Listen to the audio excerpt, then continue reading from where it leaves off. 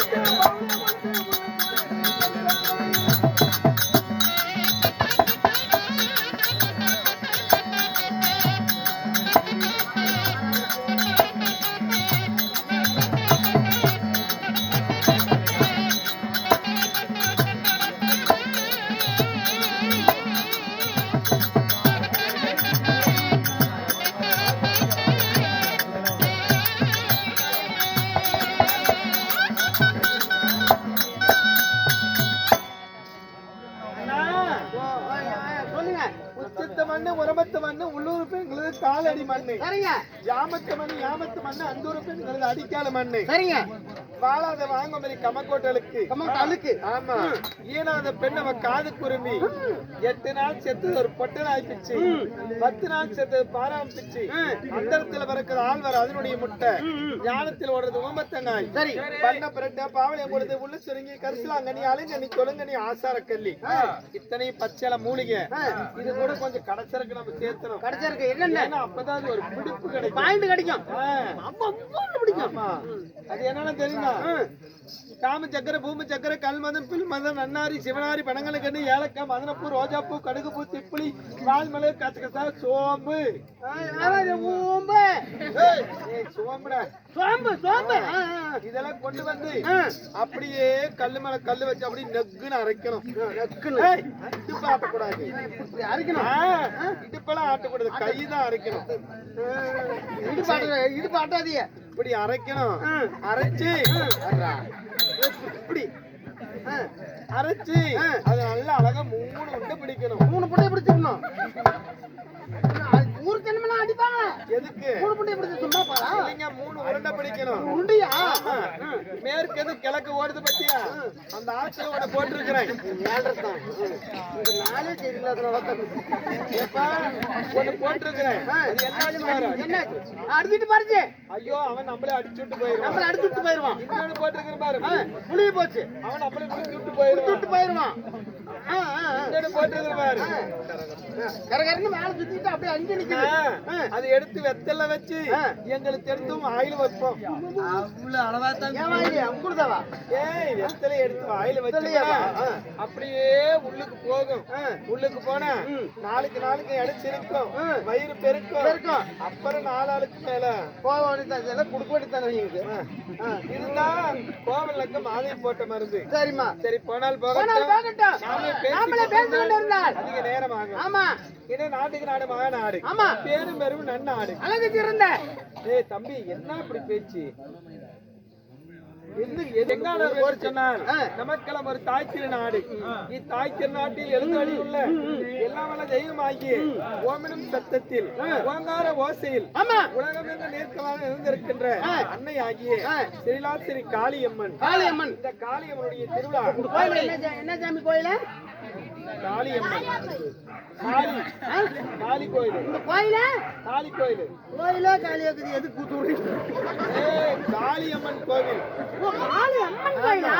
இந்த காளியம்மனுக்காக இந்த மார்கழி திங்கள் மதியில் இருந்த நன்னாளாம் சீர்பெரும் செல்வியர் ஆயர்பாடி சென்று எம்பெருமானை பூஜிக்கக்கூடிய இந்த அழகு திரு மாதம், இந்த தனுர் மாதத்தில எல்லா அம்மனாகிய காளியம்மனுடைய மனதை குளிர வைத்து இந்த ஊர்ல கூடிய பொதுமக்கள் சார்பாக, என்னது ஊர் பொதுமக்கள், இந்த ஊர் பொதுமக்கள் சார்பாக இந்த கோவிலுக்கு சேர்ந்த நிர்வாகிகள் அனைவரும்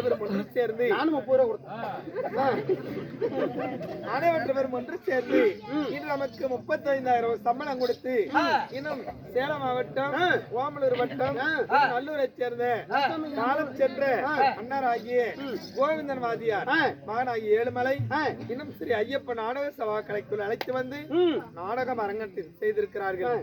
இந்த ராஜசபையில நீங்க பண்றதுக்கு தான் பேச்சாகுது. இப்ப இன்று நடக்கக்கூடிய நாடகம் என்ன? அதாவது நாடகம் வைத்திருக்கிறார்கள். இந்த ராஜசபையில வைத்திருக்கக்கூடிய நாடகம் என்னங்க? புராணத்தில் ஒரு பகுதி ஆகிய சத்யாவதி கல்யாணம், முத்துராஜன் பட்டாபிஷேகம். சத்யாவதி கல்யாணம் பண்ணிவிடுறாங்க. ஆமா, சத்யாவதி கல்யாணம் என்ன, முத்துராஜன் பட்டாபிஷேகம். இந்த நாடகத்தில் முதல்ல யார் வருது? முதலையெல்லாம் வராது, முதலைங்க எல்லாம் அங்க வராது. மீன் வருமா? ஏய், நீ சொல்றியடா. முதலாக இந்த சிங்கார வேலையை அலங்கரிக்கூடியவர் யார் தெரியுமா? விந்தன் அந்தனாபுரி ஆண்டு வரக்கூடிய விந்தன் அந்தனாபுரி ஆண்டு வரக்கூடிய நீதி நேர்மை தவறாத மன்னன் குணபோஜ மன்னன் கவட்டாங்கிறவனே இப்பொழுது சபை தருவார்.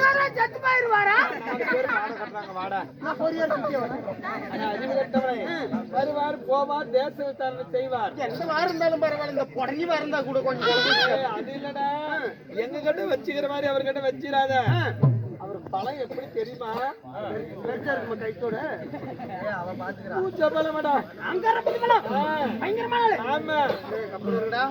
கையில எடுத்தா அடிக்க விட மாட்டாரு. ஆமா, அதனால குணபோஜ மன்னன் வருகிறார். அவரால் மற்ற விஷயம் போய் வர சொல்லி விடு. என்னது வர சொல்லி விடு. காசு